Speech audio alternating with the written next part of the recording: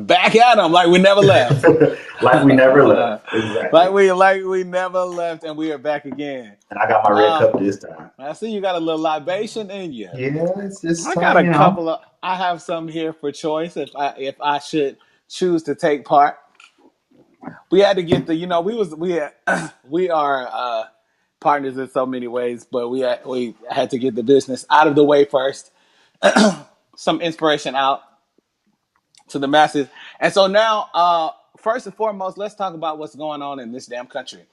Um, and I No, don't even it's know. a whole ass mess. It's a whole ass mess, I don't right? even Like, really know where to begin. I don't really know when to uh, begin. I'm gonna be honest. I don't know where to begin. I don't know where we start. I know that, like you, as you know, I get on here with Tiffany sometimes, and we talk politics, and we go there. And my show, like, I never really want to talk about that guy, but I think if we talk to each other, um, and I cringe because I also tell us that we have to talk to each other means people that don't think like us. It yeah, means people that don't believe like us. yeah, And I'm not saying when you talk to them, you don't have to you don't have to believe what they believe, but we don't accomplish anything. I don't even want to go there. Let's talk. yeah. I don't want to do that because I don't want to talk about what, like, I don't. This is I have. I'm going to say that I've grown. Some people would say that I've diminished myself to the place to where I really, like, I told you this a couple years ago too. I have one goal, my life goal, my passion. I have one thing is Mhm. to love God and create for my people. Yeah, My people is inclusive. I mean, I'm rooting for everybody black. There's a lot of people. There's plenty of white people are out here looking out for themselves. And yes, yeah. there are said white people that are like, oh, well, I just love the black community and everything. I just really thank you, and thank you. However, I don't need to go over and above. Like, hear me when I say this, because people are quick to take your words out of context. I will help a white person that's been marginalized. I will help a white homeless person. But Mhm. my goal and my focus is inherently for my people and my people alone. Mhm. And my people are the ones that have been beyond marginalized and completely disserviced by this country, from Yeah, from a country that gives us its name. Like, I think of America, like, you become an American citizen, right? You're born in America. That's like you're born into a family and you get the family name. You were born into your family. You carry the last name Rucker. I was born into America. I carry the last name America. But for what? yeah. For what? For what? And so I was trying to figure out, like, how, I try to suppress these comments all day long. The one Yeah. that I'm definitely going to get to, and we're definitely going to talk about it. And if you've seen the video, if you're watching and you've seen the video, hey Tia, what's up? If you're watching and you've seen this video that surfaced tonight, of the Lancaster, Pennsylvania police officer tasing this black man, tasing this complicit black man who was already surrounded. Do you know, first of all, how fearful it is to be surrounded by white people if you're a person of color, specifically a black man? Yeah. I mean, forget that they were police officers. It's terrifying to be surrounded by white people because you just really don't know what they're going to say, what you could be accused of, what could happen. I don't get in elevators full of white people. I just, for again, for what? Well, okay. So in watching this video, First thoughts. You saw the video. You tagged me in the video. I hadn't even seen it yet. I mean, yeah. I got so many tags, but I didn't. I We mean, were talking about something else. my initial thought is this is some bullshit. But it's all point now where we're desensitized, right? Like it's like, oh, Well, okay. it's like it's a shock value video right now. So when you see it, it's like, oh, I can't believe they did that. Mad tweet, mad tweet, mad tweet, mad post, mad post, mad post. F the police. Power come on Sunday. Oh, I'm out. Yep, that's it. Oh, Tiana Taylor said she's gonna re-release her album. That's It's that what quick. you'll be We talking about disconnect. tomorrow. And my issue with is not just with it. I cannot even put the responsibility on the average person. While I want to give black people, I want to make black people responsible for black people holistically. I cannot put the responsibility on black people alone. It is not on just the average black person. If you look at any movement that has ever happened, whether it's the civil rights movement or any movement by a people that made a difference, Right. it's always a remnant of people that make the change. So you're talking about church now. I'm not even going into church like that. It's a small group of people. It is, and that I mean, from that aspect, the church is right. However, the church ain't right. The church is not even the damn remnant. So, like in this case, I mean, the church. Let me go there. If the people aren't responsible, then the church damn sure should be. However, our churches are still caught up in religion and caught up in pointless, repetitive acts that are not helping our communities. It's not helping mankind. Our thought process is counterproductive to not only humane living, but even the will of God. Like the church is not even in line with that. So before, like the church is not out here helping black people. Black people not out here helping black people. Who's going to help us out? Where does it start? And before you answer that, my big mama, with my big mouth, I do have the people that hear it, the people that are conscious about it, the people you gonna answer the question. You gonna answer the question yourself. I said, you know I mean, it is though. It's the people that hear it, and the people that know it, and the people that are watching, and the people that like. There's a subset of us. Everybody is getting these news alerts. Everybody is seeing what's happening, and there's a subset of people that feel it. There's a subset of people that are passionately pissed off about what we're seeing. We are pissed off that people, like I saw a post today, and if I can find it, I'm going to find, Alicia posted it, the most amazing thing. I didn't vote because, this candidate doesn't align with my beliefs. And I didn't vote because I couldn't even pick the lesser of two evils. So I just wrote somebody in. Or I didn't vote because I don't believe in that, the system and that. And that's how all y'all were on November 8th. Right. What the hell did your dumb ass vote for Barack Obama for? Or Harambe. Like what the hell? Harambe is a dead ape. Dead. And you think that, but it is. We are just so we're so easily swayed, right? We're easily swayed. Who is we? Who is we? Because I'm not that weak. Our generation. I'm not. No, I'm not including you in that. No, I got you. But like you said, it's very easy to shift our attention from one thing to another. Think about all of the things that we've been passionate about. All of the times when we were concerned about shit like Ebola. Where is Ebola? Where did Ebola go? It's just disappeared. SARS. So wait. Or stuff like where did Ebola go? No, stuff like Day Zero in South Africa. All of a sudden, it was supposed to be like a month ago. Now we got 2019. Y'all just postponed it. We can go 20 years ago. People was concerned about the year 2000, bro. We still here. Okay, we're still here, and we're still here. And Donald Trump is the president. Not only is it problematic, though, like Donald Trump is the president. It is what it is. What the hell are you doing? I had this video that I made. I'm telling you about it. And now that I'm telling you about it, and I'm about to tell you what I said in it, I'm probably going to release it tomorrow because it's so vulgar because I'm just cussing the whole time. But my question in the video that I asked... I don't like vulgarity. I know you don't like vulgarity. You start hearing cussing and you get nervous like somebody about to come. But I'm real. Like the white people finna come and get me. We are very sober. But at the end of this video, we will not be. But to that point, I made a video and it's full of expletives. But basically, my question was, what are you doing? What the effing F? And I ask that over and over because the Yeah. thing is, if nobody is asking you what you're doing, first of all, and I'm bringing this up because you're talking about the remnant. Well, we're talking about the remnant and the people that are responsible to make changes. Yeah. You need to get around some responsible people.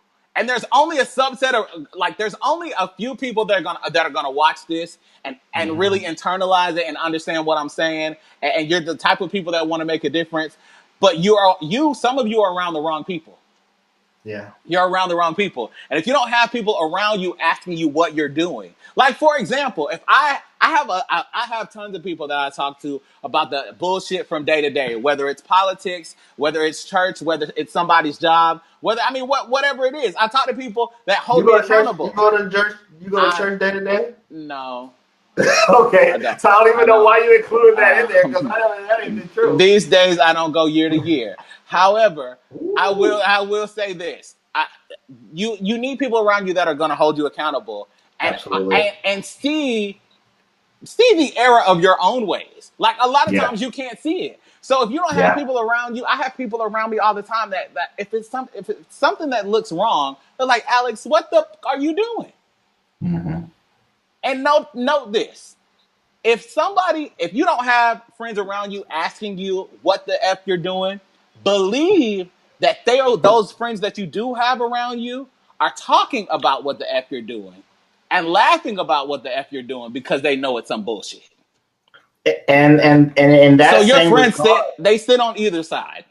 yeah, but in that same vein though, this is the reason why if you don't have those people around, this is the reason why we stay down, while we're unable to realize that we should be reaching across the aisles and working inside of our communities to become better. But if you're not becoming better, you don't have people around you forcing you to become better, then that fire that starts right with one person and expands and grows and touches other people, that makes you want to go out because you're inspired to go out and inspire somebody else. It's not possible because you don't have it around you, right? So I think and sometimes I think about it in very simple ways. This thought didn't come to me when I was under any type of inebriation at all. But I think about it like this. I think, like I said, I'm rooting for my people. I am, and I just am. And I Wakanda just am, forever. and I just am, and I don't know nothing about no damn Wakanda. But if my people want to move to somewhere and call it Wakanda, and that's where we gonna be, I'm down with it.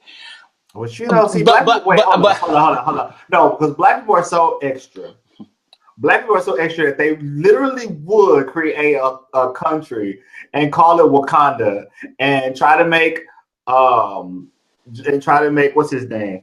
Who's the Black Panther? Who is the Black Panther? The Black Panther lives. What is his name? What is his name? Chadwick Boseman. Yes. T'Challa. So they will try to make him president. It's like this man don't have no qualifications. Let me tell you. Extra. But there's a generation of black people that would have done that and then sold Wakanda to white people. We've kind of progressed out of that. But let me tell you about some before. I don't believe in dragging our people. I think there's so much beauty and resilience within us. Black people are amazing. But there's also so much ignorance. Like, I'm gonna throw this out here. You may agree with me, you may not disagree, and that's fine. You start saying the ignorant word, bro. I'm like, what? I think about this. I'm gonna qualify what I say though, because I want it to make sense. All right. Yeah. So when we think about black people, for the most part, and people are like, oh, don't generalize. All black people ain't the same. We are not a monolith. No, we're not a monolith. But when it comes down to black heritage, we were all basically raised the same. And I'm gonna say this because, for some reason, all black parents went to the same black school. They all say the same thing. This was proven by Black Twitter when Rachel Dolezal revealed herself. And hashtags like Ask Rachel, hashtag Ask Rachel, and hashtag Growing Up Black came to fruition. And those of us that didn't realize it were all like, oh, hell, damn, we all the same. What's in that blue shortbread cookie can, tin can, in the linen closet? Safety pins. Sewing equipment. Sewing. Everything for sewing, exactly. Your grandma gonna knock you in there next week. Mama, can I go to McDonald's? You ain't got no McDonald's money. And it's just it's so okay. It's something to eat at the house. Simplified to that, I have seen black people make food out of they can just make they not only make groceries, they just make up food. So I personally believe that there should be no black orphans. And this is why. Black people can raise black people. Is it going to be the exact same? No, it's not cookie cutter. It's not the exact same. But there should be no black orphans. You like, oh, I can't feed another mouth. Yes, the hell you can. I have seen every black person I know. You can feed another mouth. You can feed 3 more mouths because you never know when your sister is gonna bring her children over. And then, because I grew up with my cousins, and then all my cousins, we was just all here. We was just all here on a pallet. I never heard. My grandma had her food stamps look like this. It was like, you go in there, you go get you some salami from the corner store, and she rip it off and she give me the one little coupon. Like, this lady did not give you a food stamp for some salami. I'm not. Yes, she did. She did not. She may have gave me the whole book if it only had. She did not. Left in it. She did not. But I just want to simplify it to saying, and I want to make. I'm trying to get back to a point, and I went all the way around. But I don't believe that there should be black orphans because we all the same. Like it's very selfish of us to just leave these black people, these black kids that have been abandoned. And when you can become somebody's mama, if you can't have kids, you can become somebody's grandmama, and the blackness in you is going to figure out how to feed these kids. But it's just going to happen. It is going to happen. It's going to happen. Let's be real, though. But let's be real. The reality of it is they don't want that to happen. They don't want. Who is they?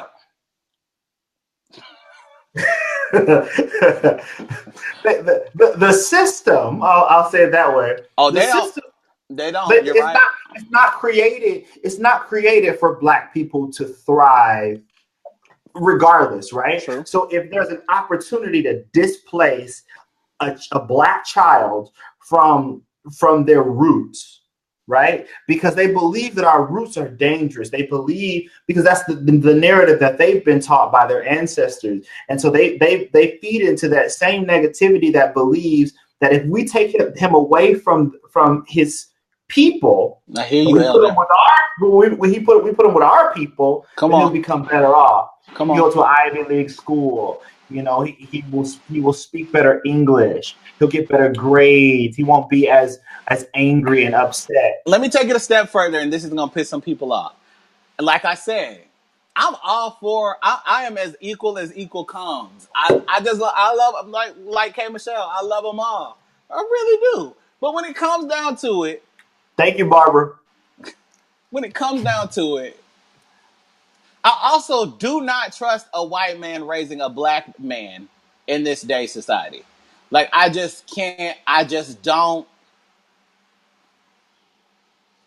Well, I think that the problem is how are you going to successfully do that? You can't prepare. But see, let's be real though. So obviously you cannot prepare a black kid for the experiences that he will have as a white person. You just cannot do it. You can't. You cannot. You just cannot. You just can't. You white person. And your infinite wisdom and your love for black people and your black relatives. And we actually loathe you saying that to us. Stop telling us that you have black friends. Stop telling us that you got your cousin married a black girl.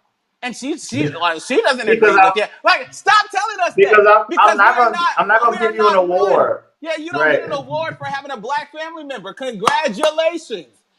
Congratulations. When it comes down to it, you still can't be, you still ain't black. Rachel Dolezal, she can want to do as much as she wants. She can do whatever she wants for black people. She cannot be black. You can want to be whatever. You cannot become a race. You know why? Because Alex cannot be white. I can't get pulled over. The officer pulled me over. He says, Alex, Or Mister, can I please see your license and registration?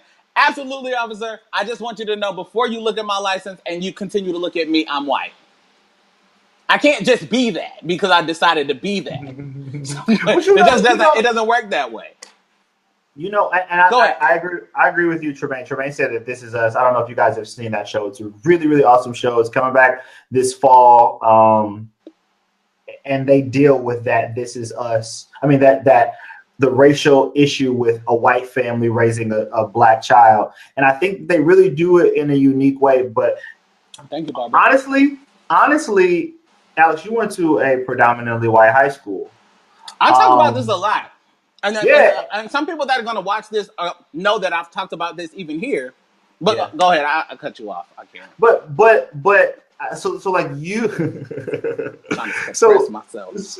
So you kind of understand the culture shock that you get when you go from that type of environment into an environment that's more mixed, or an environment that's predominantly black, and what you experience there. And when I was in middle school, when I was like younger, I went to a private school. It was mixed, but the environment was different. When I tell you I went to 1 year in school in college, y'all know College Park. I went to 1 year in school in College Park. Whether you're from Atlanta or not, you know College Park, Bubba Spa, Buddha. Anyway, because so then you know that experience was completely different for me. It was a culture shock. And luckily I got it when I was, 12, 13. But imagine being 20 and getting that experience for the first time and being like, wait a minute. All these white people I knew for my entire life, and now all of a sudden I have to interact with my own people. Half of them who want to beat my ass because they think that I'm bougie.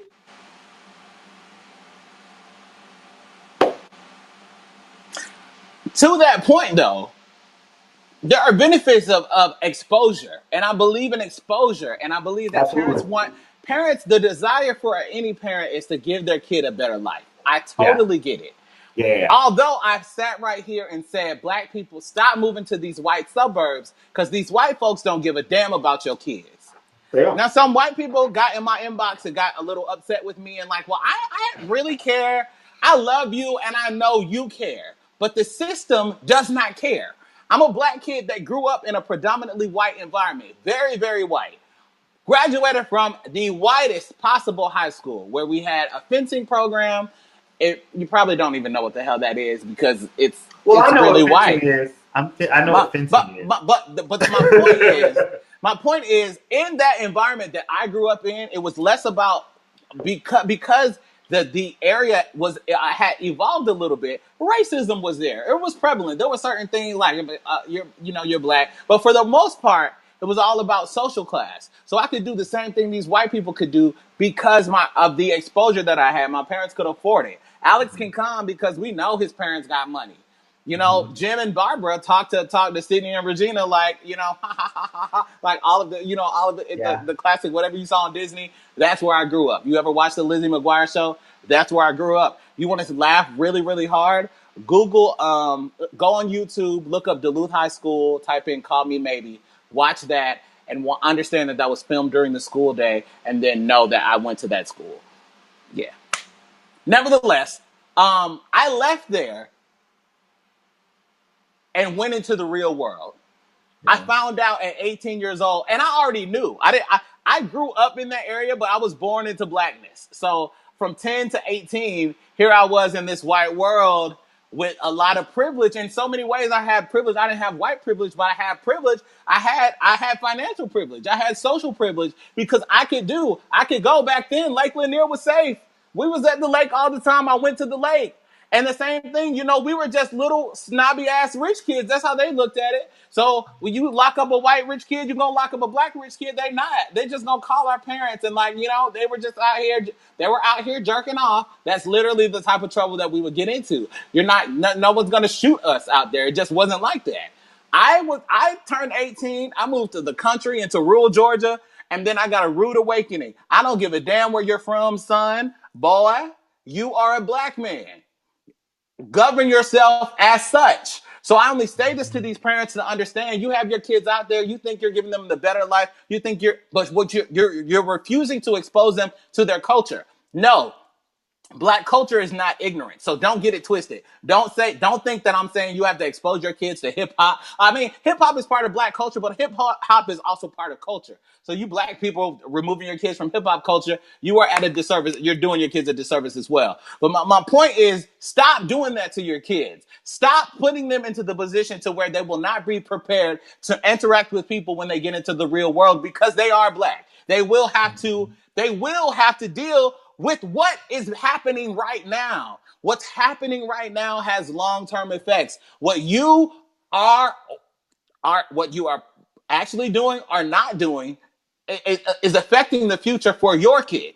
So you didn't vote, or you didn't feel like voting, or you haven't voted for your mayor, or you haven't voted for the governor, and you're upset about the policies that are happening, or the taxes that you're paying, or things that are coming unexpected, and everything that's happening around you isn't unexpected. Mm-hmm. But when are we going to take some responsibility and involve, like, one thing that they know that we're not going to do, you're not going to be at the school board meeting. So when it seems like your son is getting railroaded, or the policies don't fit your child, or something's happening in your school system and you're unaware of it, and you're like, well, the school didn't send nothing home. You want to get all sassy with the teacher. You want to pop off on the teacher, and you want to do all this. But damn a PTA meeting. What about the school board meeting? I just found out the county that I grew up in, I will name it, Gwinnett County Public Schools in Georgia, has never had a person of color on the school board at all. There has never been a school council member that of another color at all, besides white. So if you question the policies that are made in that school system, because school policies become school laws, and your children are affected by said policies, and you're questioning what happened, I have no questions about what I saw now that I know that there has never been a person of color on the school board in Gwinnett County to represent students of color, to represent diversity. There has never been a Latino person on the school board in that county. My child would never. Never. But if you don't know, we don't have any children. We don't have any children. So let's not stay on the school board all night. No, that's the best example that I have now, because that's a small example. That's one of the examples that affects us regularly. Like, that's an example that's tangible for you. You cannot touch the White House. Maybe you've never been to DC. Maybe you don't know. But I'm trying to give you something that even if you don't have kids, you vote on the local school board. You vote on what's happening in your community, and you're affected by all of that. So you got to get your ass involved. And I don't understand. Like, I just don't understand. And I said this to you earlier. You literally have time to get your ass up, go to work. I'm sorry. Get your ass up, go to work. You can check Instagram 4 or 5 times. You got on Facebook 5 or 6 times. You're here right now, so I know you've been on Facebook, because that's where we are. You've been here. However, you don't want to read the news because it's too much Donald Trump. Forget Donald Trump. Where can you get involved and make a difference? Like, where can where can you do it? Black person. I'm sorry, Stanley. Go ahead. I got a little. I forgot what I was going to say, because I just went there. Well, I want to give a few shout outs. Hello, Kendra. What's up, Joy? She wants to let everyone know that she grew up there too. Congratulations. I know that she wants to let everybody know. Go ahead and tell everybody that you grew up there. We know that you grew up. We know, Kendra. We know you grew up. No, listen. It's important, man. It's just important that the only way we're going to see change, and this is real, the only way that we see change, and we start to see change, is we get involved. And this is when you will recognize that the opposition is real, because they will start to block you at every avenue. You will notice that we haven't just been out here talking. People that are looking to make a difference, you're going to get stopped at every corner. And it's going to be something that's political. It usually comes down to the color of your skin, but more than anything, they want us to stop pulling that. They want us to stop. Okay. Everything's not that race card, guys. It's not about that. But you know, some people they don't do they don't do things because they have what's called the bystander effect, right? They believe that. Look, think about an accident. Think about a man beating his wife and somebody not calling the police. They don't call the police because they believe that the next person hears it and they gonna call the police. That's called the bystander effect. And so when we see all these issues happening in our communities and we don't do anything about it, we believe that somebody else that's more qualified is going to do it. But if you're affected by it, if your people are affected by it, then who more qualified than you? The person who recognizes the issue. Because a big part of the issue is recognizing that the issue even exists. And so we just sit back and be like, somebody else is going to handle it. Somebody else is going to do it. That's real. So we do that naturally because we feel like, oh, it's going to get handled because it always got handled. Mm-hmm. Some of y'all sat by and said a year ago, 2 years ago, oh, I'm not going to vote. He'll never get elected. Mm-hmm. He gets elected. You sit by, you're like, oh, I'm not worried about it. They'll impeach him. When it comes down to it, it's really not about him. Yeah. It's literally about who he's woken up. And so, here's a question: how do you teach black people? Thank you for stopping me because I was going to say something that. How do you teach black people? I shouldn't even say black people. I should say how do you teach those who are disenfranchised, right? Because that's a little bit of a broader audience. That they matter. That their actions matter, that their advocacies matter, that what they do matters. How do you get them to see that when the environment is so anti-black?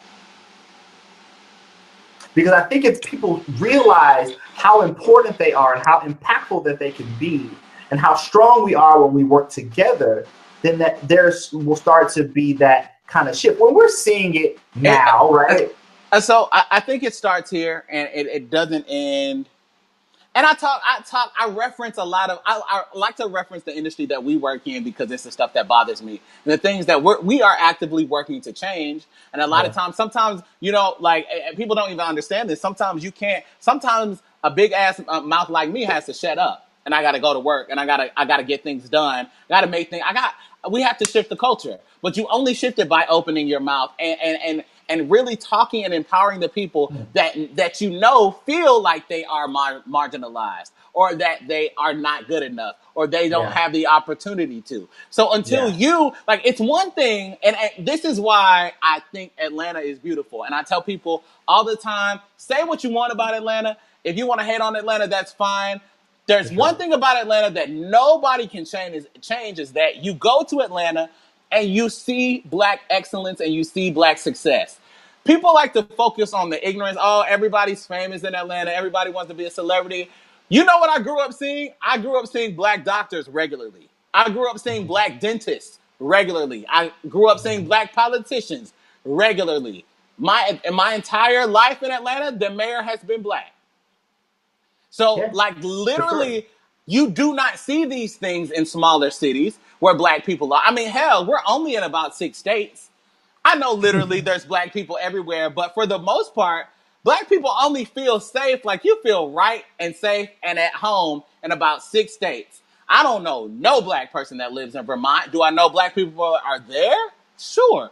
I don't know a black person that lives in Idaho. Do I want Idaho making a whole? I'm not looking to lobby for black people laws in Idaho. I don't know no black people there. I don't see black people speaking out about black issues. Do I think that there's probably a congressional black caucus of Idaho? No, I don't even. I was gonna try to say I don't believe that, but no, I don't even believe that. But it's not until we start putting that back into people, when we start talking to people and inviting them to be a part of their own black excellence. It's not like I don't have to invite you to be part of something that I'm doing on my own. There's literally a beauty within you recognizing that you have the ability to be humane, and that's literally what this country has stripped from us. So And let's not pretend that we've not been 2/3 a person for the majority of the time that this said country has been a country, and that's deeply absolutely. rooted within our thought process. But we got to shake that up. But I think that a large portion of kind of our problem when it comes to just being Black in America, if we take some of that responsibility on ourselves, Black people historically have been elitist, right? When you get to a certain level, you forget about the people that are still trying to get there. Touch on the And NFL. hold on. I think Touch on it, because that's what you're doing.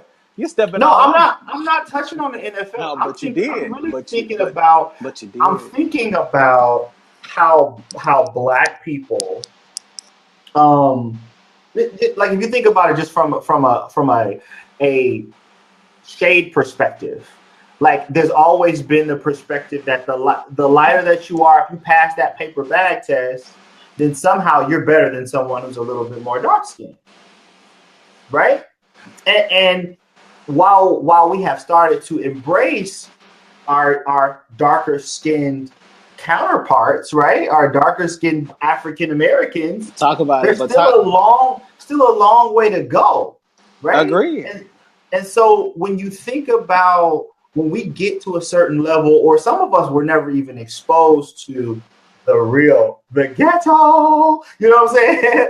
Like some of us were never exposed to that, or some of us were exposed to it in really small doses. Like, oh, when I went over my auntie's house, or when I went over my grandma's house, I went to the ghetto. But my mom had me staying in this middle class, neighborhood.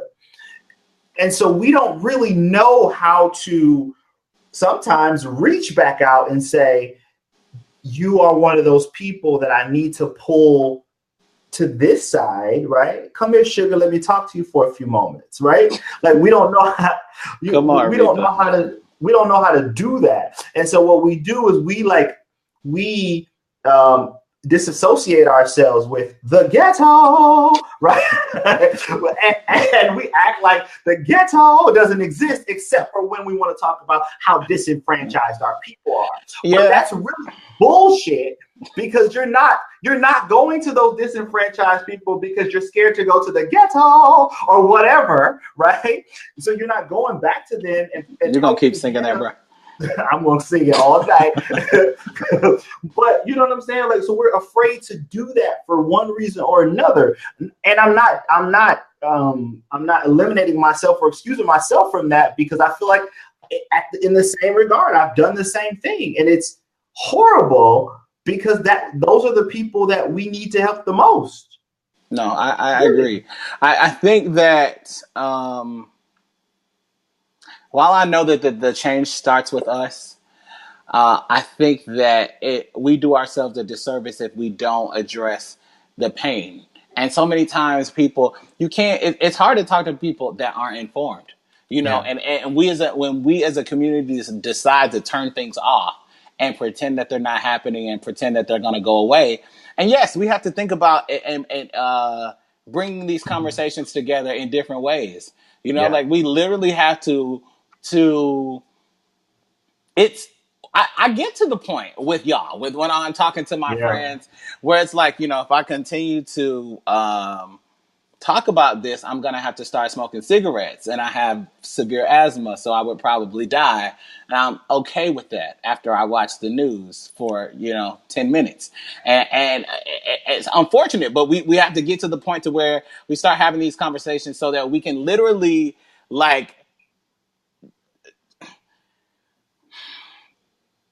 control our own narrative. And I say that carefully because it's so interesting that there can be a dog whistle to a group of people with privilege in America, and they can hear this sound that racism is okay. But when we talk in English to Black Americans about unifying, they literally try to flip the narrative and make us separatists, as if there was never there was not once a preference for us to be separate but equal. Like let's not.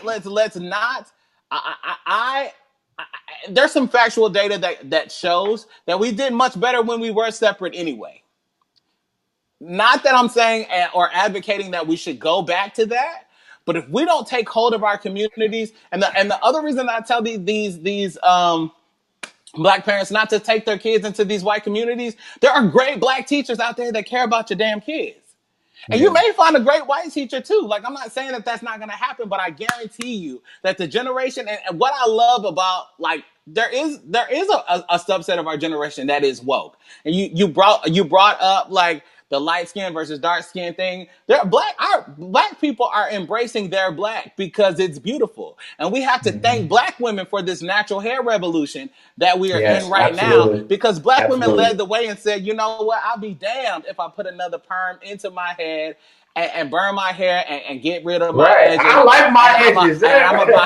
I'm keeping my edges. I'm keeping my naps. I'm gonna wear a damn fro. Right. It may be combed. It may not be. India, come on through. You are not your hair. I'm fine with India as long as she continues to bathe. You know, I'm fine with that. But Black women led that. Let's own it, because if you see, there's the majority of Blackness is out here with natural hair. Rocking it and loving it. And you know why it's accepted? Because Black people accepted themselves. There was one point, and we all grew up with this. My grandmother is still like, she loves me with short hair. She loves that. She's like, well, baby, you know, if you gonna keep a job, ma'am, I'm not never mind. You my grandmama, so I'm gonna just shut my mouth. I'm just know I'm gonna keep a job. I'm gonna keep a job. But I'm of the mindset right now, I'm not cutting my damn hair. Well, mostly because I don't have to, but it would be literally. I would. LT said F everybody with hair. Listen. And my hair is it's blessed. It's blessed. But like, but I go ahead. I just. So you said something. You said. What you said? Let me go, or you're not gonna let me go because you said go. And now I'm just trying to figure it out. Okay. One of the things that you said was, you know, we have to acknowledge the hurt, right? And I have two questions. I have a statement and I have a question. Okay. I think that we've heard this. We heard a speaker say one time. I'm not gonna say who it was, but we've heard a speaker say one time. You can't let that moment last. You can't let that moment last too long, right? So sometimes I think that we have the tendency to get stuck in that place. Like we get like as Black people, and I love Black people, and I want you guys to understand what I'm doing right now is I'm playing the other side of the field, right? It's not that I believe that Black people are anything other than amazing, because I believe that we are. But sometimes we stay in that place of we stay in slavery ourselves, right? We stay enslaved ourselves. And I don't know if that's what Kanye was saying. I'm not gonna touch on Kanye, bro. But I do honestly believe that that's kind of where he was trying to go. I don't want to talk about Kanye. Okay, we don't have to. What do you say to people, Black people, white people, any other people, right? What do you say to those that believe that, because you talked about being woke, you mentioned woke, I don't know how, but that there are some of us who are too woke. You live in Brooklyn, so I know that you experience some extremely woke people. And like, what does that mean? And if you guys have anything who are watching, share with y'all too, because I want to know what people think about. I mean, so I think that there's a subset, we call them hoteps, these like these are some people that are too woke are also too high. Let's start there, okay? Come down, brother, come down. It's not meant for you to be there. Like you should be there all the time. But let's not conflate woke with conspiracy. There are some people that just believe that everything is a conspiracy theory, or everything is a conspiracy, and everybody is. everything is the scheme. Now the facts are It's the a facts. scheme. It's a scheme that Todd set up. The facts are the facts. That Uncle Tom set up. The facts are the facts. The system is not built for us to succeed. It's not. Is it possible for us to succeed in the system? Yes. But is the system built for us to succeed? No. No. And if things continue as they do, in 20 years, Black people will literally still be the race that makes the Latinos will surpass the average black family and the average I can't get the word right now. It's way too late. You know what I'm saying? Average household income. Yearly household income. In 20 years, Blacks will continue to decline. Latinos will rise above us because the system is built against us. But do you not believe that the system is built against Latinos? I'm not saying that it's not. What I'm saying is, in 20 years, Latinos will rise above the average. That stat was put out before he started separating folks at the border. Okay, like before he started just saying, "No, we're gonna split y'all apart." Right? Like there are Latinos that are here. Okay, before he said. For how long is the question? For how long are they gonna be here? He going to knock on every door on Buford Highway, bruh. He's about to knock on every door. Where all the if the you Hispanic think, first of all, in New York? Where all the Hispanic people live in New York? Is it the Bronx? Washington Heights. He going there.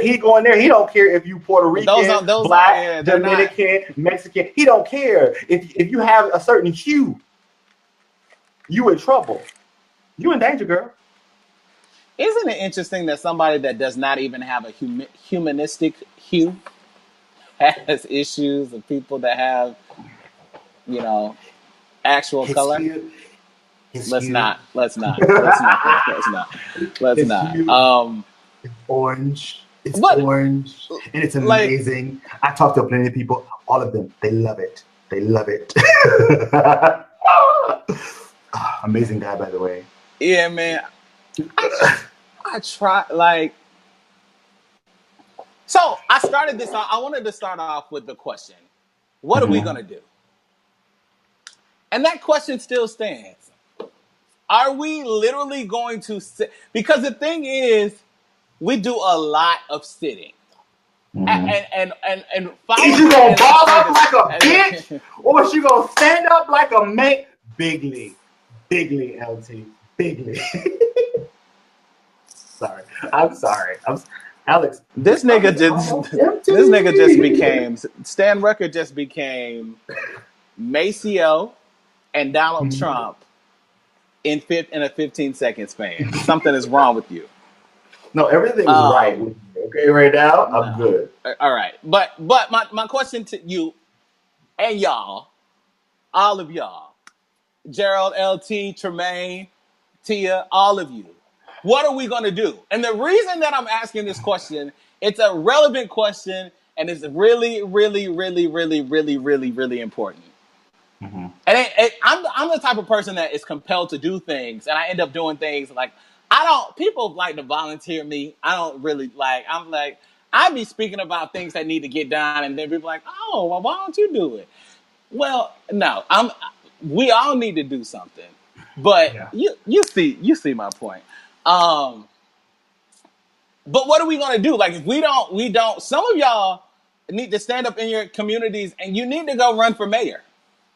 You need to, because the policies, the things that are going to happen in this country are going to affect. If you don't start influencing and finding a way to influence and control and affect your area and your community and the people that are connected to you, we are already in a bad way. It's just going to get worse. It's just But gonna you, get worse. And I'm we're, not saying mayor's the only thing you can run for. Run for city council. Go be somebody's alderman. I know there's all types of programs and all types of things you can be in different places.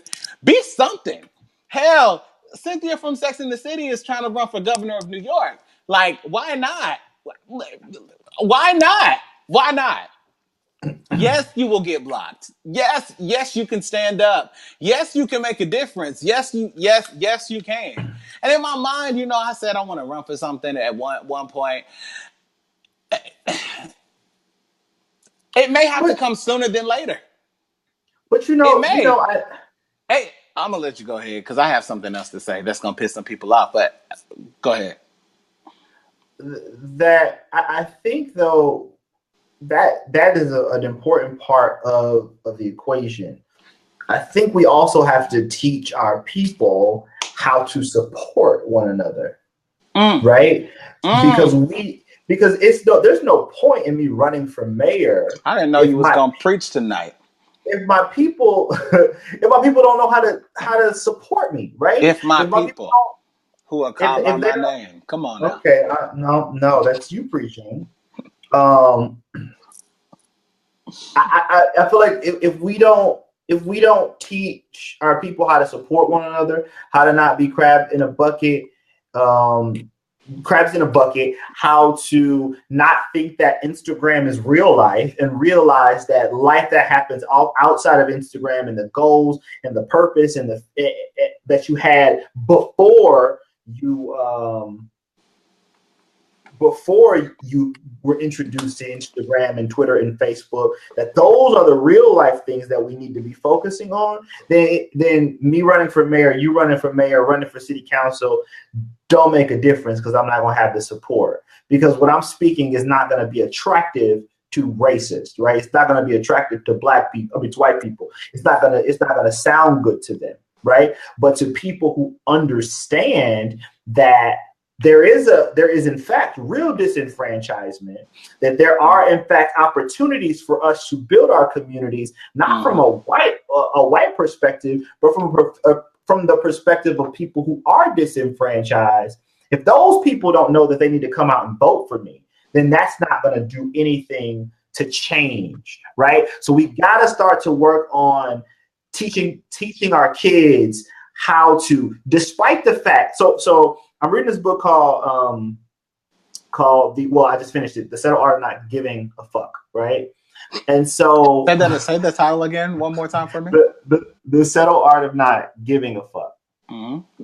I want to make sure people go out and buy that or get the audio book. But that book just really differentiates, or it separates fault from responsibility, right? And it's not our fault that we're disenfranchised, right? But we get stuck there. And a lot of times we tie the two together like this. We think that fault and responsibility are married, but the reality of it is they aren't, right? So it's not our fault that we're disenfranchised. It's racists' fault. It's the forefathers. Forefathers? Is that right? Forefathers, sorry. The forefathers, the founders of this nation. And yes, The Subtle Art of Giving a Fuck is on Audible. Are you talking about George Washington, bro? Whoever, I don't give a fuck. I'm sorry, I don't care. Sorry, excuse me. But it's their fault that we're disenfranchised. It's their fault that we were brought on over to this country in boats, right? So that part, but it's our responsibility. It's not their responsibility to pull us out from that. It's our responsibility to pull ourselves from that place. I have a red Solo cup, but you know what I'm saying? It's our responsibility to pull ourselves out from that. And that's what the book really talks, or part of it, what it talks about is, yeah, it may not be your fault. It may not be your fault that somebody hit you when your car messed up. Right. But it's your responsibility to get it fixed. Talk about it. I think what it comes down to it, and this is where I think that we as Black people, okay, so Black people generally vote what? Democrat. Black people generally vote none. Right. Let's be They don't. real. But Let's when be they show real. up, when you show your black ass up, you vote Democrat. Mhm. Now the truth is, black people vote Democrat because racists. I mean, the Republicans historically, and they will tell you this, they have race issues. They have had a problem with not wanting to be inclusive to black people. They really don't give a damn about black people and black issues. They want to control everything. They believe in small government, which really Yeah. does not benefit black people and the majority at all. So black people have voted for, or black people have voted as Democrats. However, the majority of black people are literally conservative. So they are like conservative Democrats because they have It's the conservative values. craziest It is thing, the right? craziest thing because their values are quote unquote based off of the Bible. Mhm. Okay, and which is why with the Republican Party and this new party that is full of evangelicals, which evangelical, and this is what I said. I'm gonna piss some of y'all off, so brace yourself. Evangelical is the root word is derived from the word evangelism. Evangelism is literally about spreading Jesus, and there's nothing about the Republican Party that looks like Jesus at all. Not that I can tell you, like I But never. you know, Hold I on, don't, I hold don't, on, hold on, I'm hold sorry, on. sorry, Yeah, sorry, I'm sorry, gonna let you come on in, and I'm sure that there's like, a few Patties and a few Sams and a few people over there that they look like Jesus and they walk like Jesus and they talk like Jesus and they love like Jesus, and that's great. But a party of racism and using and I'm going in on what they use their Jesus for. For example, Jeff Sessions stood up and justified banning and separating children from their parents using Romans 13, quoting the Apostle Paul, who wrote that in Romans 13. He used it and used Paul's references saying that the Lord has established the government. Government is a good thing. You should obey your government. And he stood from a lectern and said that to the masses in his justification of the inhumane practice of separating kids from their parents. My point of bringing this up anyway is black people, your conservative mindset, vote Democrat, all of that. But the basis of it, the Bible. Also, the basis of it, I went on a tangent on the Bible, but that wasn't even my point. The basis of your biblical faith is oftentimes your church. Now, y'all are sitting up in these churches, not holding your leadership and your church family accountable for what's happening in this world. And that is erroneous. If black people do anything, and probably some of y'all are kind of ratchet, some of y'all watching, y'all may not be there, but y'all know people in churches, and you should still be. If these churches are in your community, you should be holding those churches accountable. If you sit up in the church and you give a tithe and an offering, then that means you give a damn. That also means you have a voice. That means your pastor. It's not about what the pastor is driving or what the pastor is doing, and I don't care about any of that. But what is the pastor, or what is not even the pastor? What is the church doing for the community? How is the church helping the community that this government is about to ostracize yet again? How is the church making a difference and making sure that that will not happen to those black people in that community? And if these black people in these black churches are not taking back their communities, you're wasting your time in these damn churches. You're wasting your time with your listen, and you ain't getting no brownie points in heaven for sitting in a pew. Believe that. You will not. You're not getting brownie points in heaven, and you can't even prove that the streets are paved with gold. You don't know what it's going to look like when you get up there. You don't know if you're going to have a mansion in the sky because you gave a special love offering. You better take your ass in that church and do something for people like Jesus would really do, because Jesus was out with the people. He didn't spend all his time in no damn church. He was out with the damn people. And if you don't get out here with these people and talk to them and wake them up and talk to them about policy and issues and government, and if you don't educate yourself so that you can educate your community and your family, you're going to be asked out. With your holy is the Lamb. Now behold the Lamb. Hallelujah. He reigns. Okay. I think that Tremaine brought up a really good point earlier, though. He talked about that's great in theory, right? It really is great in theory. And I think that a lot of times it will work. But there are those times when you don't look like they think that you should look, right? In our communities, right? That because our people can be, like you said, Black people traditionally are very conservative. So being gay is an issue. Being smart is an issue, right? Like you're supposed to be thugs don't cry, men don't cry. Like these are the same issues. These are the same these, issues in the Republican Party. let me finish. I just want you to make sure you put that together. Those issues are the same. I'm not disagreeing with your statements about the Republican Party. What I'm saying, I'm setting it up so that I can say, what do you do in those types of situations where you don't feel welcome in your own with your own people? Because I saw Tremaine mention it, and then I also saw and I also saw Gerald mention something about how the Black community has shunned them, right? So what do we do in situations where, yeah, I want to give back to my people, but I've never seen a pathway for me to do that because my people don't embrace me? So how can I embrace my people and teach my people what I know when my people don't embrace me?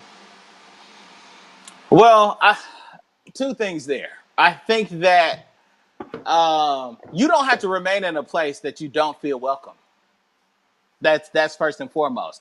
Despite what family tradition is, despite what you always did, what y'all always did, what Big Mama said, but you can get somewhere that you will be heard and somewhere that you can make a difference. And there are places that people aren't listening. So yeah. I really don't ascribe to the level. I really don't even really literally comprehend why people stay in places of oppression. And sometimes it's because there's some type of, for lack of a better word, mind fucking going on. Brainwashing, that's the word that they use. I just like to cuss. But you stay in places and you get mind fucked by these people, and you can't move yourself, even to get to the point to where you're level headed and you can see things clearly. Listen, you can make a difference whether it's talking to one person or talking to two people. I just wanted to talk specifically to the people that make the choice to stay in these places, and they are in there week in and week out, and nothing's changing around them, and nothing's changing around. And I'm talking about on a large scale, on a small scale, and on a large scale. I don't care if you go to a church with 10 people, 50 people, or 50,000 people. Because I have issues with, and I literally, as a product of the church, I speak on it boldly. I love the church. My ministry ain't in there. Okay, my ministry is not there. I'm called to the people in the streets because I just can't. Somebody else is called to them church folks because I can't deal with all the line and all the like. Literally, you have these massive churches, these massive edifices, and they are planted in the ghetto. Yeah. First and foremost, deal with your community. You will not, and this is why they throw me out. You will not get up here and talk about how much you love the community and what y'all are doing to give back to the community and people in the community around your said church. And I feel the same way. Just like churches have to take responsibility, we have to take responsibility. If you haven't gotten involved in the community that you live in, you really don't have no business ranting on Facebook. You really don't have no business telling people what should happen or how it should be or what should go down or how it's going to go down. You don't have no business doing that, bruh. You just don't. Yeah. You know, I think that churches in this day, right, it wasn't done strategically, right? But I think that the way that they were created, right, and the way that they exist today, I've been learning a lot more about the airline industry, and how you kind of have two different types of airlines, one that goes point to point and one that operates on a hub system, right? Right. I know that's so crazy, but what I'm learning is, or what I think should happen, is that these community centers and these churches, they really are hubs for where'd you go? but no, they really can function as hubs inside of these communities that need the help. because they're already established. They've been there. The people that go to those churches live there. They may be your grandmama or somebody's grandma's grandma, right? But they know the communities. And if we utilize these opportunities to take those edifices, right, those buildings, and make them into, I know, right, and make them into something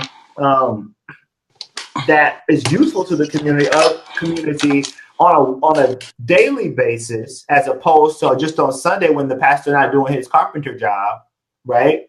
Then, because let's be real, like a lot of these churches are not really sustainable, right? They can't sustain themselves if the pastor didn't work a full-time job. Pastor may not have even ever been called to be a preacher, but he saw the opportunity for him to give people money and drive a Cadillac. So I'm not that's touching none of that. Nope, not I. I won't touch any of that on tonight. I'm just saying. I hear you. But that opportunity to make those churches and community centers and places that people can frequent, comfortable places for people to go. If you start in one community, you build on that. That's how we start to impact us. Are some of these older cats, people in their 20s, 30s, and 40s, are they too far gone? It's hard to say, but I know that focusing on the kids is the most important thing. Agreed. Focusing on education and teaching them. I don't know, but it's hard. Agreed. I mean, so much to say. It's a lot. I feel. I'm not going to say that I feel some type of way, but I really do think that we need to begin to ask each other the question over and over. And maybe you can have if you going to work tomorrow, I know how y'all are, but if you are going to work tomorrow, you can sit around with somebody and ask, like, what are we going to do? And maybe y'all can start to come up with a plan, because I think that until we decide that we are going to do something, and if enough of us start talking, just know they coming.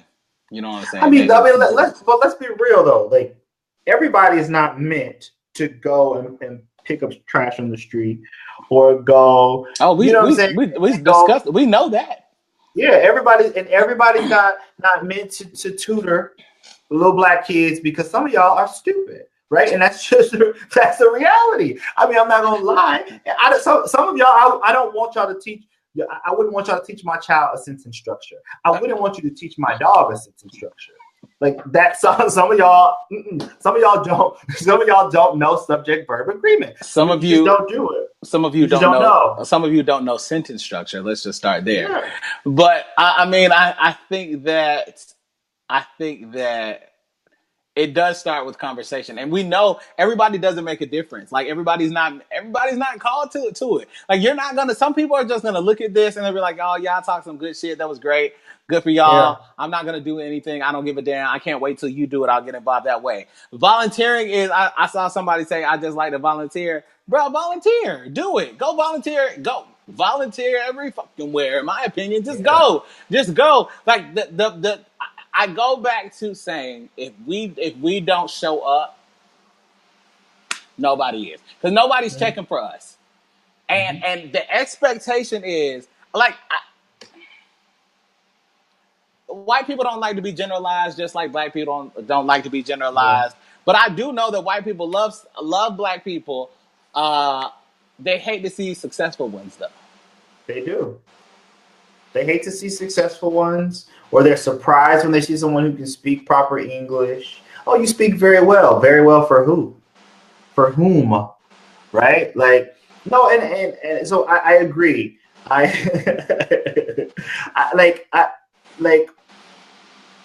They don't want to see us win. They don't. Right?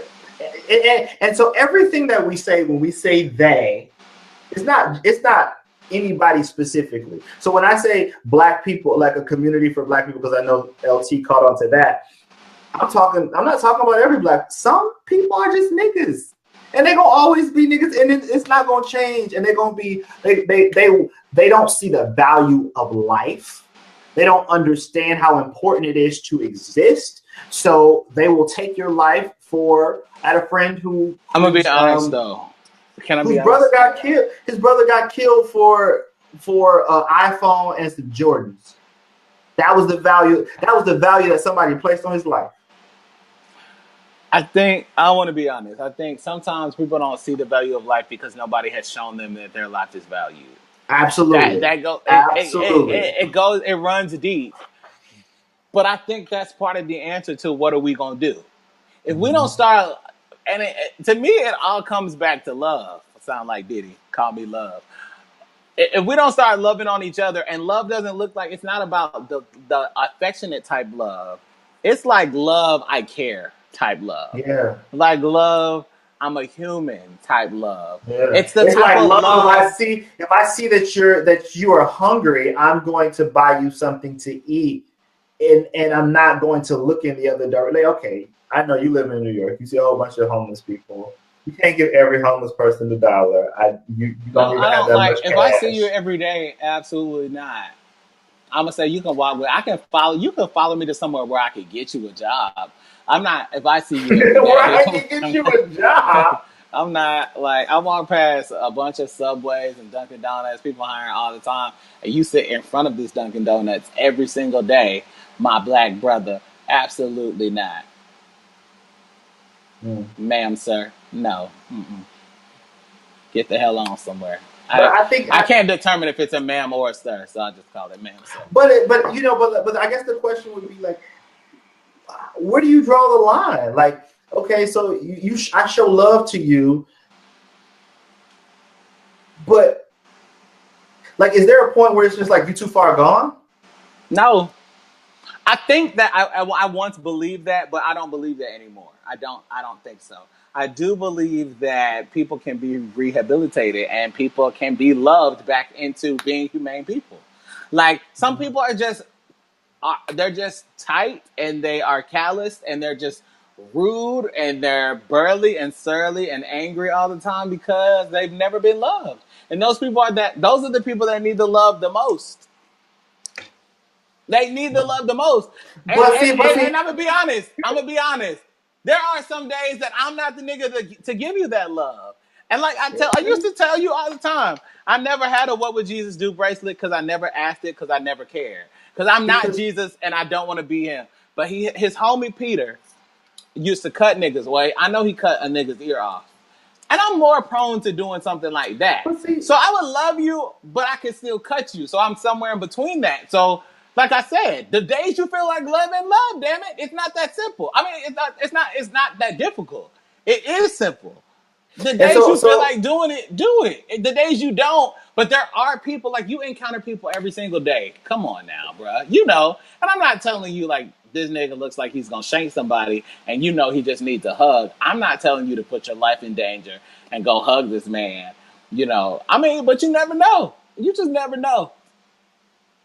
You see, so it's quite the conundrum, actually. Like, because I mean, I don't want to get shot for trying to help, for trying to be kind, right?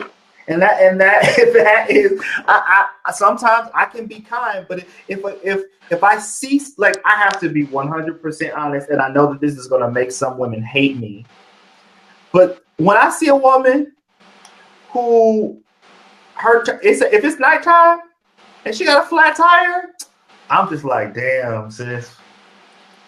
Because I don't know if your man is waiting around the corner to, like, shake me. That's what America. This is what America has done to you. You've lost all of your chivalry. I'm really like, damn, sis. I hope you get home. Cause call 911, please. And I know, I know that's wow. bad. And it's terrible. I won't be honest. I can only be honest. Wow. I feel like you're judging me, and that's okay. Wow. Wow. Yeah. Wow. Like, you drive past her with a flat tire, you just keep going. Where you headed to? To go drink, to turn up, pull you some Hennessy? No, just to go home. Wow. And I'll probably do the same thing again tomorrow, despite the fact that you're saying wow, because the reality of it is, sis, call 911. Tell them you Wow. got a flat tire, they're gonna help you. She's not in the dark. I'm not gonna leave her out in the dark. It was a parking lot full of people. I just wasn't one of those people that helped. Wow. Okay. Because I would hate for y'all to get for y'all to watch a news story that says Atlanta man killed helping woman change tire, That's not woman what and we see, boyfriend bro. You know what arrested. we see? We see Atlanta man killed when the police pulled him over. That's what we see. It's usually not happening because you help somebody fix a tire. It happens because you roll down your window too fast, and he thought that you were going to Mm-hmm. use the window to slice his neck, and he just shot you 16 times, and then now you're hashtag Stan Rucker. That I happens like to too. put this threat in. I mean, I like. I like to put that. This is how you know I was about to say threat. Um, I like to go ahead and put this out there when necessary. Um, let it I prefer that it happened to me before it happened to one of my friends because they gonna turn up. But let it happen to somebody because like people are so desensitized to it now, even black people, in which I know that it still hits us hard. I know it still hits us hard. I hear these names like as soon as something happens, you have to get away from people. You got to get away from people because if Susan says something to me like, "Oh, not another one," like, okay, well, Susan, fuck you, okay. So, so that's all I have. Like I don't want to talk to Susan about another black life. I don't want to do that. But if it happens like not only am I prepared, like I said, it's been recorded. It's been videotaped. It'll be played if it happens. If it happens to somebody close to me, y'all can go ahead. Probably y'all need to take me out too. Cause you I'm gonna have to get locked up. Like something's gonna happen. I feel like so many times I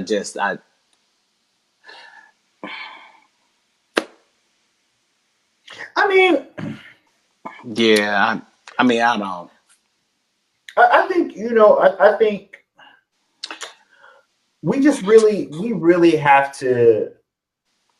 It ain't really whether or not it's somebody. I mean, whether it's not somebody close to you. I mean, it really does determine how crazy you get. But at some point, somehow, some way, we got to get to a place where this shit is just completely intolerable. And I don't know what We that. will get to that place. I'm trying to tell you. Like, we didn't even get to talk about barbecue Becky and Permit Patty. But the thing is, there's only so like there's only so much that a person can take. There's only so much that a people can take before they literally just turn all the way. Like they just lose it on your ass. And and these I have said this to many people. These white women keep calling the police on the right black people, the ones that are too busy to get with that ass. But what's going to happen is a white woman is going to call the black person on a goon. And once that happens, now he's literally going to be like, they're gonna be like, oh well, he just took it too far. It's just the police. Okay, listen. And how I hope this gets chopped up. I might chop it up my damn self. When you call the police on a black person, first of all, police have to do their job. So black people, I know that we are all on edge right now. It's like we're all walking on eggshells. But when the police get called, they have to do their job. Their job is to investigate the call. So they get a call. That's why black people, the police have to question you because that's just their job. They're not just here to harass you. They're here because Susan's nasty ass potato salad making ass called the police. That's why they're there. So white people, I used to think that you don't realize it, but you know it. You know exactly what you're doing. This is your way to control the narrative. So you pick up the phone and you call the police, knowing that you are about to impact this black person's day for at least an hour. That's the worst thing that can happen. On the other side, that black person could die. You see how fast it goes, like 0 to 100 real quick? Like, the person could be detained for an hour. It could be really simple. Or the black person could have had a bad day, lost their job, lost their mom, broke a fingernail. And the police officer starts. It escalates real quick, and the black person is out of there that quick. That's what white people have black people in danger of, because you keep calling the damn police. But you're going to call the police on somebody that doesn't give a damn about the police. And that's just the point that I was trying to make. When I say goon, I'm not talking about, somebody who's a little rough around the edges. I'm not talking about, like somebody that you're familiar with. I'm talking about like somebody that not only doesn't give a damn, once they see you dialing, they're looking to break your face and your phone and your legs and your hip. And then specifically your dialing finger. But that also doesn't help the narrative, right? Am I saying? Listen, I don't. First of all, I don't give a damn about helping white people that are calling the police on black people. I don't give a damn about that. Like, I don't care. I'm just trying to warn them that they are going to eventually call the police on the wrong black person, and somebody should tell them. I think it's like that's the right thing. That if you want to be humane and civil, that's the right thing to do. Somebody should call them and tell them. Somebody should let them know. They stare liplessly as if they have no issues with dialing. And I don't like. How do you talk with no lips anyway? So okay, let's not go there, okay? Because that's very easy. Easy route to take. But let's be real. I know I've seen situations, I'm not going to say whom, but I've seen situations in my family where a lady calls the police on someone, and I saw one of my family members get in that ass, a white lady, and I literally sat there and was like, oh my God, my whole family's about to go to jail because she just punched this white lady in the face. Like, in the face. Like, I saw her whole face like bend. It was like so let's be real, it happens. We ain't caught it on camera, but it happens all the time, because sometimes you got the right one today, and at any moment, if it's too hot, my air went out of my car, if you take my parking spot, you might have the right one today. If somebody called the police on your mama, then I'm pretty I'm gonna just say that she's the right one. She's the right one. I would love to see that personally. You probably wouldn't like it, but I probably would be like, well, I'm not. You had it coming. You had it coming. So, but because in my mind, you remember that video that surfaced some years ago on YouTube when the woman went into that McDonald's and ordered the ice cream, and they no, not that. The woman that was mad, she went in there and she ordered the ice cream. She bumped off. They're gonna call the police on somebody, like on this angry woman, when they got her order wrong. And they gave her fries, and she ordered ice cream, and she just had a bad day. And it's just like, come on. But that's what happens. That's what happens. And black people, we have so much soul, right? And because we have so much soul, we are very expressive in our emotions. Because you know what? You say we're so expressive on our emotions, and they feel like our expression is violence. So they see what black people, we talk loud, we talk animated, we talk with our hands. We start saying like we say, yo, what up, yo? As soon as I do that, like, oh my God, oh my God. Well, because we had to yell across the cotton field, so we're naturally louder. It's time to go. But I'm just saying though. I'm just saying we had to do things that y'all didn't have to do. We dealt with pain on a whole nother level. We had to weep and cry in the middle of the night because our ancestors were beaten, right? So you live your white privileged life with your bonnet and your little umbrella and here it comes. And so of course we are naturally more in touch with our emotions because we have to deal with them while you just got to escape into Candyland. All right, it's time to go. It's been fun. It's been fun. More again soon. It's definitely been a blast. Look, we'll do this again. It's not gonna get better. Like there's so much that I literally like want to. I have so much to say, but it happens like it's a shit show all day long. Like all day long.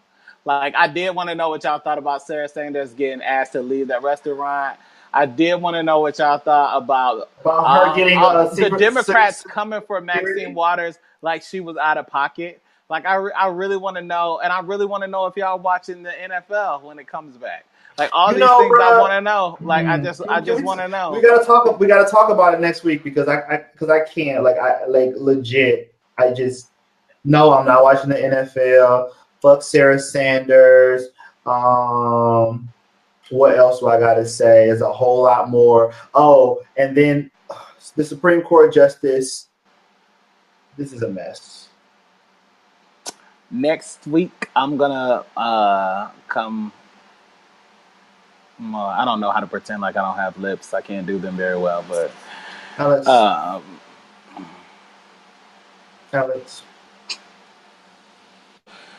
Look, man, it's been fun. We out. It's Friday tomorrow. Well, it's actually Friday today. Friday now. In some places. Mm-hmm. All right. Well, Tremaine say he's never had an issue not watching football. I'm really sad though. I'm really sad. I really am. I really am sad. I really am sad about the NFL being such racist pricks. It makes me really upset, especially since so many of our black men, we're the reason. We are the reason why people watch football.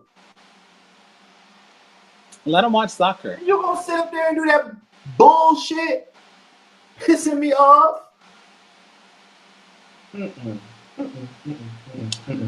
Yeah, no, I just can't. So if somebody come to my house trying to turn on NFL, I'm gonna say, I gotta find myself. What you doing?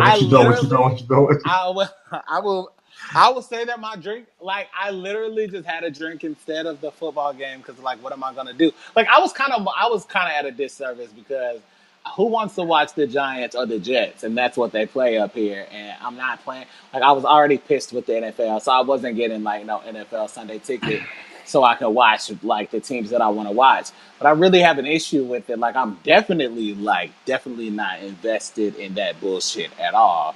Because my problem is, as you know, I get to go to a couple games for free during the season.